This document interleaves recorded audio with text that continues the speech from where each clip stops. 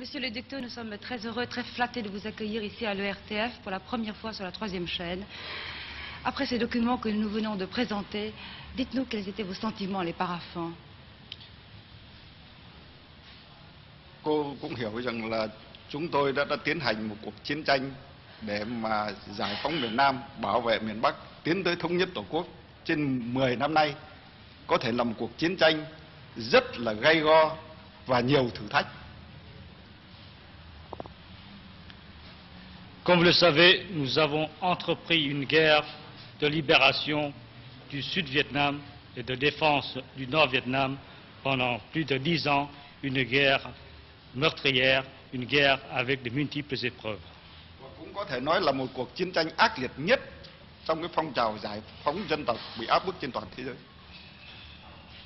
Je peux également dire que c'est une guerre aussi la plus meurtrière dans l'histoire du mouvement de libération nationale dans le monde. Ngày nay chúng tôi đã ký kết được một cái bản hiệp định Mỹ phải tôn trọng cái độc lập, chủ quyền, thống nhất và toàn vẹn lãnh thổ của nhân dân Việt Nam và tôn trọng cái quyền tự quyết của nhân dân Việt Nam. Đó là một cái thắng lợi rất lớn của nhân dân Việt Nam chúng tôi. Maintenant, nous sommes parvenus à un accord avec la partie américaine. Les États-Unis s'engagent à respecter l'indépendance, la souveraineté, l'unité et l'intégrité territoriale du Vietnam, à respecter le droit d'autodétermination de la population sud-vietnamienne. C'est donc une très grande victoire de notre peuple. Cho nên ngày nay đã ký kết được bản hiệp định đó, đó là một cái niềm vui mừng và tự hào của nhân dân Việt Nam chúng tôi.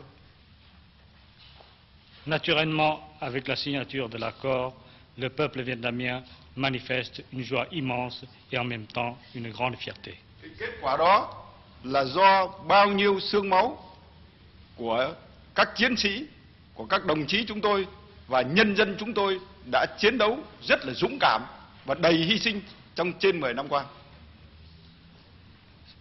C'est là le résultat des immenses sacrifices consentis par nos camarades, par notre peuple durant plus de 10 ans.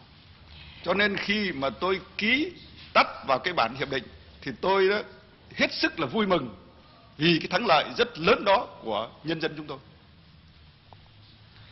C'est pourquoi au moment du paraphe, j'étais particulièrement heureux de constater cette victoire de notre peuple. Đó là đánh dấu một cái thắng lợi lịch sử trong cái lịch sử chống ngoại xâm của nhân dân chúng tôi hàng bao nhiêu thế kỷ nay.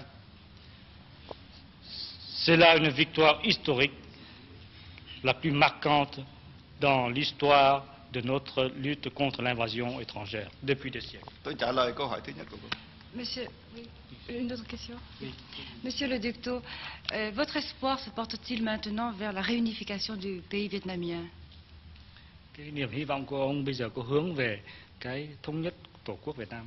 Cái nhiệm vụ trước mắt của chúng tôi bây giờ đây đó là làm thế nào phải thi hành cho đúng và nghiêm chỉnh cái hiệp định đã được ký kết, mà không những về phía chúng tôi mà tất cả các bên đã được ký kết hiệp định đều cũng phải làm như vậy. Đó là cái nhiệm vụ trước mắt của chúng tôi. La tâche dans l'immédiat consiste à exécuter correctement et strictement l'accord signé entre les parties. Et c'est un engagement non seulement de notre part, mais aussi un engagement de la part de toutes les parties signataires. Và đồng thời đó chúng tôi đó xây dựng lại đất nước chúng tôi sau bao nhiêu năm chiến tranh tàn phá. En même temps, nous aurons à reconstruire notre pays dévasté après tant d'années de guerre. Trên cơ sở đó thì mới đảm bảo được cái nền độc lập, dân chủ và tiến tới hòa bình thống nhất đất nước. C'est seulement sur cette base que nous pourrons garantir l'indépendance, la démocratie et nous acheminer vers la réunification pacifique de notre pays. Và cái nguyện vọng thống nhất của toàn thể dân tộc chúng tôi là một cái nguyện vọng không có gì mà thay đổi được. Les aspirations à la réunification de notre peuple sont des aspirations les plus profondes.